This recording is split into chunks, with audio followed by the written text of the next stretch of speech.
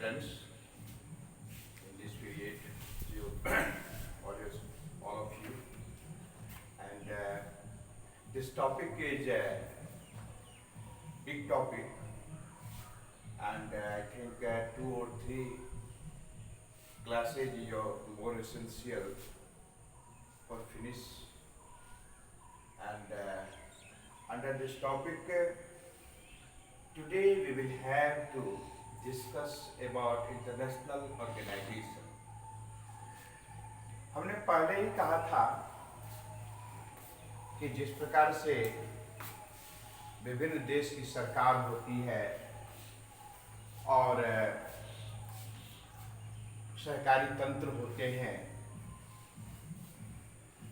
उसी प्रकार से एक संपूर्ण विश्व के स्तर पर भी सरकार होना चाहिए। सबके मन में परिकल्पना होती होगी, ऐसा इसलिए कि सबका अपना अपना अधिकार क्षेत्र है, सबके बाउंड्री हैं, देश की सीमाएं हैं। तो वैसी स्थिति में वो लिमिटेड है, अपना स्थान विशेष है, लेकिन एक देश दूसरे देश पर अनधिकृत रूप से बलपूर्वक मसल पावर के आधार पर उसकी जमीन को कब्जा करना चाहता है, हथियाना चाहता है। अभी जैसे चीन की विस्तारवादी नीति है, तो उसी प्रकार से अन्य देश का भी हो सकता है। तो इस सबको देखने के लिए कौन है, या फिर पेड़ पौधों की कटाई हो रही है, तो जिस देश में पेड़ पौधों की कटाई हो रही है, केवल वही देश उससे प्रभावित नहीं होता है, बल्कि आसपास का सराउंडिंग्स एटमॉस्फेयर जो है वह भी उस पर भी प्रभाव पड़ता है। फिर पहाड़ है, समुद्र हम जानते हैं कि स्थल भाग केवल 33% के लगभग है, अधिकांश जल ही है। तो उसमें बाउंड्री कैसे पड़े, महासागर वगैरह है, उसमें बाउंड्री कैसे पड़े। फिर महासागर के एक छोर पर कोई यदि उसको प्रदूषित करे, तो वह महासागर जो बह रहा है, नदियां जो बह रही है, उसके पानी को दूसरे भाग में जो जाना होता है, दूसरे देश से गुजरना होता है, तो उस एरिया को भी प्रभावित करता है। उसके लिए कौन रिस्पॉन्सिबल होगा, उसका निर्णय कौन लेंगे।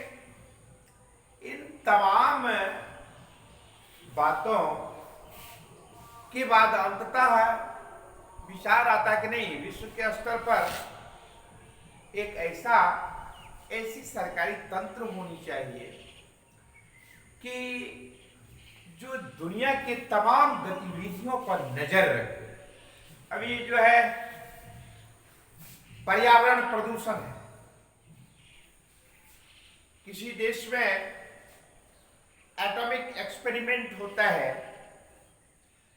उसका बहुत दूर दूर तक इफेक्ट पड़ता है, तो उसके लिए रिस्पॉन्सिबल कौन होगा, उसको कौन पनिश्ड करेंगे। ये तमाम बातें आती हैं। वैश्विक खतरा इसी को कहा जाता है। न केवल उस देश विशेष में उस प्रकार की समस्या आती है, बल्कि उसका प्रभाव आस पड़ोस के देशों पर भी पड़ता है। तो निश्चित रूप से एक विश्व के स्तर पर ऐसा संगठन होना चाहिए जो इन तमाम गतिविधियों को देख सके, उस पर नियंत्रण कर सके, उस पर अंकुश लगा सके, ताकि ऐसी कोई गतिविधि किसी राष्ट्र के द्वारा न हो और पर्यावरण प्रदूषण रहे, जल प्रदूषण से, पर्यावरण प्रदूषण से मुक्त रहे, जल प्रदूषित न हो, फिर एक देश दूसरे देश पर किसी भी प्रकार का हस्तक्षेप न करे, उसके इंटरनल मैटर पर कोई प्रकार किसी प्रकार का हस्तक्षेप न करे, आप एक देश दूसरे देश पर अनावश्यक आक्रमण न करे। ये तमाम बातें जो है इसके देखरेख के लिए एक ऐसा संगठन होना चाहिए जिसके द्वारा इन तमाम विश्व के स्तर पर की गतिविधियों पर नजर रखे, दिशा निर्देश करे, ताकि विश्व के हित में वो व्यवस्था बन सके। इन्हीं बात को ध्यान में रखते हुए इंटरनेशनल ऑर्गेनाइजेशन की आवश्यकता हुई। इसके अंतर्गत हम लोग यूएनओ को देखते हैं, यूनाइटेड नेशन ऑर्गेनाइजेशन। वैसे इसकी स्थापना के पीछे कुछ और भी कारण है। जैसे आपने प्रथम विश्व युद्ध के बारे में सुना होगा, तो प्रथम विश्व युद्ध में क्या हुआ था? बहुत बड़ी क्षति हुई थी, अपार धन जन की क्षति हुई। दुनिया के अधिकांश राष्ट्र बुरी तरह से प्रभावित हुए। तो विश्व के तमाम बड़े बड़े नेताओं के द्वारा चिंतन के बाद यह निर्णय निकला कि नहीं नहीं, इस प्रकार से युद्ध किसी भी स्थिति में मानव कल्याण के लिए अनुचित है। इसीलिए लीग ऑफ नेशन की स्थापना की गई। हम पहले भी इशारा किए थे आप लोगों को। 1919 ईस्वी में प्रथम विश्व युद्ध समाप्ति के बाद, जिसका उद्देश्य था कि किसी भी स्थिति में युद्ध को रोकना, बर्बादी तबाही को विश्व को बचाना, बर्बादी तबाही से विश्व को बचाना। किंतु 1939 स्थिति में पुनः घटना घट जाती है। 1939 से 44 ईस्वी तक लगभग 5 वर्ष तक द्वितीय विश्व युद्ध रहा, और वो और भी भयानक हुआ। अपार धन जन की क्षति हुई। जब द्वितीय विश्व युद्ध हुआ तो लीग ऑफ नेशन अस्तित्व समाप्त हो गया, उसका वो फेल्यूर हो गया। तब जाकर के 1945 ईस्वी में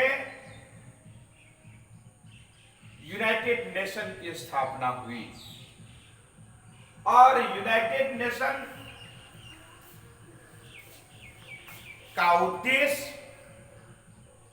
विश्व में शांति बनाए रखना, विश्व को सुरक्षा प्रदान करना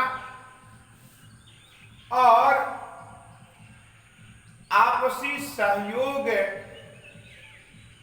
कॉर्डियल रिलेशन विश्व के तमाम देशों में कायम करना, यह है इसका मूल मंत्र है। तो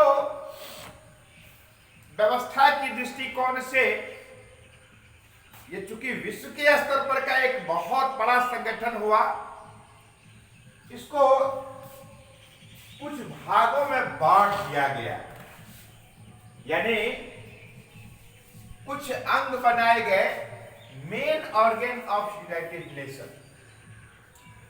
तो इसको 6 भाग में बांटा गया। पहला है जनरल असेंबली, जिसको हम लोग महासभा के नाम से जानते हैं हिंदी में। दूसरा है सिक्योरिटी काउंसिल, सुरक्षा परिषद, ये भी बहुत बहुत इंपॉर्टेंट है। तीसरा है इकोनॉमिक एंड सोशल काउंसिल। चौथा है ट्रस्टीशिप काउंसिल। पांचवा है सेक्रेटेरिएट, और लास्ट में है इंटरनेशनल कोर्ट ऑफ जस्टिस। विश्व के स्तर पर न्यायिक विधान के लिए भी एक अंतर्राष्ट्रीय न्यायालय गठित किया गया। इसका मुख्यालय हेग में है, नीदरलैंड में। तो यूनाइटेड नेशन का हेडक्वार्टर हो गया न्यूयॉर्क, यूएसए। स्थापना हो गई 45 ईस्वी में 24 अक्टूबर के दिन। यही कारण है कि चूंकि 24 अक्टूबर को विधिवत रूप से इसकी स्थापना, इसका गठन हुआ, तो इसीलिए प्रत्येक वर्ष विश्व संयुक्त राष्ट्र दिवस के रूप में 24 अक्टूबर को मनाया जाता रहा है। इसकी पॉपुलैरिटी कितनी है, इसी से अनुमान लगा सकते हैं कि विश्व में कहीं कहीं पर 206, 208, 211, 205 इस प्रकार से आंकड़ा रहता है विश्व के तमाम देशों का। उसमें से 193 सदस्य बन चुका है, यानी लगभग अधिकांश राष्ट्र इसके सदस्य बन चुके हैं। और साथ ही साथ शेष राष्ट्र भी आने वाले समय में इसके सदस्य बन सकते हैं, ऐसी उम्मीद है। और संयुक्त राष्ट्र का सबसे बड़े अधिकारी, प्रशासनिक अधिकारी जो होते हैं, उसको हम लोग सेक्रेटरी जनरल के रूप में जानते हैं। सेक्रेटरी जनरल ये सबसे बड़ा पद होता है, यानी यूनाइटेड नेशन का सबसे बड़े अधिकारी। ये वर्तमान में एंटोनियो गुटेरेस इसके सेक्रेटरी जनरल है। और ये 1 जनवरी 2017 ईस्वी से इसका कार्यकाल प्रारंभ हुआ है। 5 वर्ष का कार्यकाल है। अभी इन्हीं के अंतर्गत है, यह यूनाइटेड नेशन है, दायित्व के ऊपर है, पूरे दायित्व। और इतना ही नहीं, इससे पहले बान की मून थे, उससे पहले भी और भी थे। तो उसके बाद क्या, इतना ही नहीं, इसके साथ ही साथ कुछ स्पेशल एजेंसी भी हैं, यानी कि जो मेन ऑर्गन है यूनाइटेड नेशन का, इसके अतिरिक्त भी क्या है कि और भी कई स्पेशल एजेंसियां हैं। तो इसमें IMF है, IBRD है, WHO है, फिर और इतना ही नहीं, और भी है, जैसे ILO है, इंटरनेशनल लेबर ऑर्गेनाइजेशन, आप जानिए, इंटरनेशनल मॉनेटरी फंड IMF हो गया, international bank for reconstruction and development ये हो गया, इसको हम लोग संक्षिप्त में वर्ल्ड बैंक कहते हैं। WHO वर्ल्ड हेल्थ ऑर्गेनाइजेशन, स्वास्थ्य विभाग का पूरी रेस्पॉन्सिबिलिटी फॉर होल वर्ल्ड, यानी विश्व के स्तर पर स्वास्थ्य की समस्या का निराकरण और चिंता करने का कार्य WHO का होता है। जब इसके फंक्शन पर हम लोग डिटेल्स में चर्चा करेंगे, यूनाइटेड नेशन के डिफरेंट ऑर्गन्स के बारे में चर्चा करेंगे, तो पर क्लियर डिटेल्स में बताएंगे। दुर्भाग्य है अभी ऑनलाइन क्लास चल रहा है और इस पर कम से कम 2 घंटा का क्लास चलना चाहिए, कम से कम। तो वैसी स्थिति में बहुत कम समय रहता है, फिर भी जब मौका मिलेगा डिटेल्स में बताएंगे। उसके बाद यूनिसेफ है, United nation international children emergency fund. उसके बाद है यूनेस्को है, यूनाइटेड नेशन, ILO है, इंटरनेशनल लेबर ऑर्गेनाइजेशन है। उसके बाद है UNESCO, UNESCO, United nation educational scientific and cultural organisation. इसके बाद है और भी है इंटरनेशनल पोस्टल ऑर्गेनाइजेशन, और भी कई एजेंसियां हैं। ये सारे इंपॉर्टेंट है। All agencies are working in their own sectors systematically, no doubt.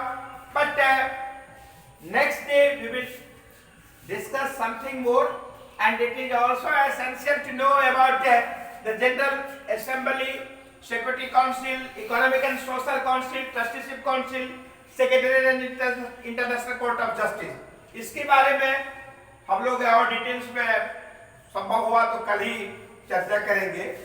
और यानी कि ये पूरा वर्ल्ड में जो सिस्टम है सभी का नियंत्रण, दिशा निर्देशन का कार्य इन विभिन्न मुख्य अंगों के द्वारा किया जाता है और स्पेशल एजेंसी के द्वारा किया जाता है। इसका क्या क्या कार्य है, क्या क्या इंपॉर्टेंस है, इसके बारे में भी डिटेल्स में आप लोगों को जानने की आवश्यकता है। तो आज की कक्षा में हमारे समझ से आगे बढ़ने की आवश्यकता नहीं है, तो इसी पर हम लोग आगे, यानी ये जो भूमिका तैयार हो गई है कि क्यों आवश्यक है, क्यों इंटरनेशनल ऑर्गेनाइजेशन की आवश्यकता हुई, उसमें यूनाइटेड नेशन का कितना इंपॉर्टेंस है, क्या रोल है, फिर उसके मुख्य अंग जो है उसको संक्षिप्त रूप से हम प्रयास करेंगे अगले दिन की क्लास में, इसका क्या रोल है, इसका क्या है, इस प्रकार से फिर इसको भी थोड़ा सा स्पष्ट करेंगे, मौका मिलेगा तो इस प्रकार से ये बहुत इम्पोर्टेंट है आज के डेट में। ऑर्गेनाइजेशन है जो विश्व में शांति एवं सुरक्षा बनाए रखने के लिए, आपसी सहयोग करने के लिए और विश्व के तमाम ऐसे गरीब राष्ट्र है उसको प्रोत्साहित करने के लिए, ऊपर उठाने के लिए टोटल सिस्टम जो है, मैकेनिज्म जो है वह कार्यरत है और भविष्य में और भी इसका इंपॉर्टेंस बढ़ेगा। है यद्यपि ये बात अलग है कि चाइना की थोड़ा सा दादागिरी में ये जो WHO का जो हेड थे, पता नहीं उनके पीछे उनका क्या निहित स्वार्थ था, नहीं कह सकते हैं। नहीं तो ये जो कोरोना महामारी की जो बात आई है उस पर क्या हस्तक्षेप करना चाहिए था और इसको इन्होंने भी बहुत लंबे समय तक गौन रखा था। तो इस पर बाद में हम लोग चर्चा करेंगे। आज की कक्षा में इतना ही, धन्यवाद।